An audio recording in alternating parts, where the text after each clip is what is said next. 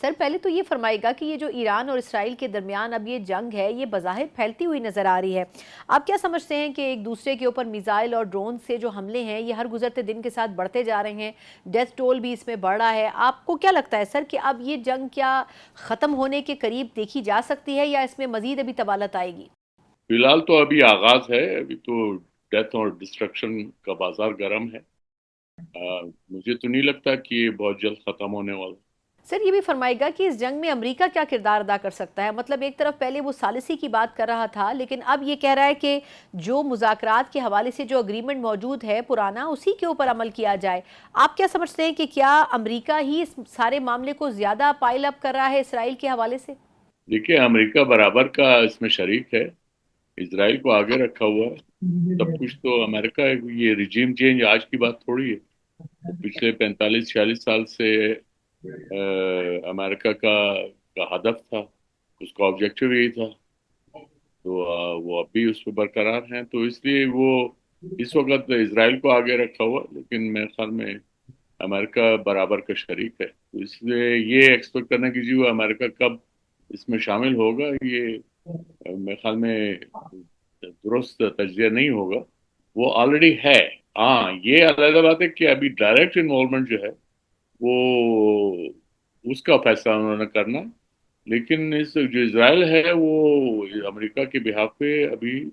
جس طرح کی ڈیتھ اینڈ ڈسٹرکشن اس نے کی ہے ایران کے مختلف جگہوں پہ، تو وہ میرے خیال میں امریکہ اس سے کافی خوش ہوگا۔ سر یہ بھی فرمائے گا کہ افرادی قوت کے پرسپیکٹو میں دیکھا جائے تو امریکہ کتنی مدد کر سکتا ہے اسرائیل کی؟ بی بی سی یہ کوٹ کر رہا ہے کہ تقریباً 80 کے قریب جہاز جو ہیں پچھلے چند گھنٹوں کے دوران انہوں نے پرواز کیا ہے امریکہ سے یورپ کی طرف، تو ایسا تو نہیں ہے کہ جو اسلحے کی حوالے سے سپورٹ ہے وہ امریکہ اسرائیل کو فراہم کرے، تو obviously اس میں تو پھر ایران کو بھی سپورٹ چاہیے ہوگی کہیں نہ کہیں سے۔ یہ تو میں نہیں کہہ سکتا، I don't have my access to their plans, لیکن وہ شامل ہیں آلریڈی۔ میرے خیال میں یہ وار اس کی جو اسکیلیشن لیڈر ہے اسی کی طرف جائے گی۔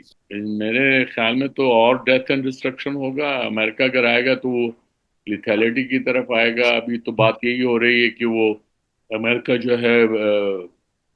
بنکر بسٹرز جو ہیں، ڈیزی کٹرز، وہ اس کے ساتھ آئیں گے کیونکہ یہ ٹیکنالوجی اور یہ بامبز اسرائیل کے پاس نہیں ہیں۔ تو ابھی تو فی الحال یہ بات ہو رہی ہے کہ وہ جو ایران کی رہی سہی جو نیوکلیر اسٹرکچر ہے، اور وہ چونکہ وہ ڈیپ ڈاؤن ہے، وہ کوئی تقریباً 100 میٹر نیچے ڈیپ ہے، تو ان کو جو ہے تباہ کرنا ہے۔ سر یہ فرمائے گا کہ ایران کے سپریم لیڈر آیت اللہ خامنائی صاحب کا یہ کہنا ہے کہ وہ جو ٹرمپ کی طرف سے دھمکیاں دی جا رہی ہیں یا امریکہ کی طرف سے ان کو یکسر مسترد تو کرتے ہیں، اور اس کے علاوہ وہ یہ بھی کہہ رہے ہیں کہ جو باتیں کہی جا رہی ہیں ایران کو سرنڈر کرنے کے حوالے سے یا بات چیت کرنے کے حوالے سے وہ کسی طور بھی اس کو مانیں گے نہیں، تو آپ کیا سمجھتے ہیں کہ ایک طرف ایرانی صدر یہ کوٹ کر رہے ہیں کہ جی ہمارے پاس کسی قسم کا کوئی ایٹم بم موجود نہیں ہے لیکن ہم تحقیق کے اوپر جو ہے کسی کو کوئی روک ٹوک ہونی نہیں چاہیے، تو آپ کے خیال میں ثبوتوں کے بغیر کس طریقے سے اسرائیل جو ہے وہ انٹروین کر سکتا ہے کسی دوسرے ملک کے اوپر؟ دیکھیے، بائی کریں یا نہ کریں، انڈر این پی ٹی جو ہے ایران کا رائٹ ہے to have access to nuclear technology for peaceful purposes, اور اسی کے تحت یہ جے سی پی او میں جب سائن ہوا تو اس میں ایران نے اس بات پہ ایگری کیا، اور اس بات پہ جو باقی سگنیٹری ہیں انہوں نے بھی ایگری کیا کہ 3.67% تک ایران جو ہے وہ انرچ کر سکتا ہے یورینیم، اور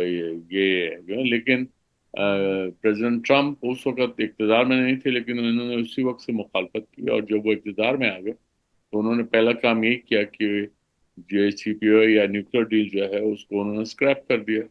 اور 1 سال کا مہلت دیا باقی ممالک کو کہ وہ ایران کے ساتھ جو ہے تیل کی خرید و فروخت اور باقی تجارت وہ ختم کریں۔ تو میں نے پہلے بھی کہیں کہا ہے کہ خالی انڈیا کوئی 9-10 بلین ڈالر کا تیل خریدتا تھا ان سے، وہ انہوں نے پھر 1 سال کے عرصے میں بند کر دیا۔ تو ایران پہ سینکشنز انہوں نے اور سخت کر دی، وہ ابھی تک جاری ہیں، ویسے بھی Iran from the day one under American sanctions ہے۔ جی، سر یہ فرمائے گا کہ اس پوری سچویشن میں ریجن پہ تو اثر پڑے گا اس جنگ کا، لیکن پاکستان کے اوپر ڈائریکٹلی یا انڈائریکٹلی کیا اثرات مرتب ہو سکتے ہیں؟ یقیناً جب آپ کے ہمسائیگی میں کوئی ایسی غیر معمولی صورتحال ہو، اور خاص کر وہ جنگ کی सूरत हाल हो तो में हर हमसाया मुल्क मुतासर होता है, हम भी यकीनन होंगे। हमारा 920 किलोमीटर का बॉर्डर है ईरान के साथ, तो ये हमारे लिए तशवीश का बात है। फिर खाली यही नहीं,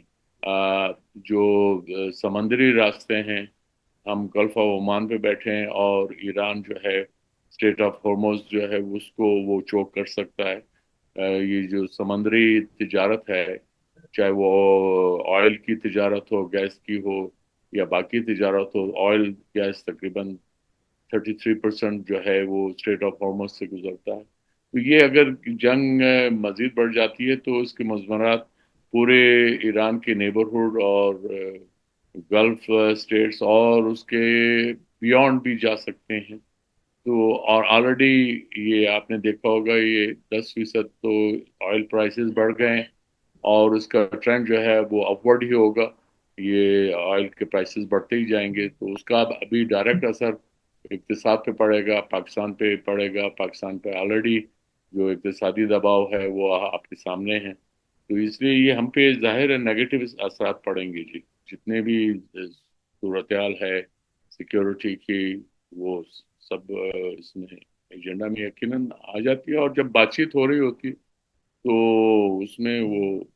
यकीनन ये जो मौजूआत हॉट इश्यूज होते हैं उन पे बातचीत होती है जी।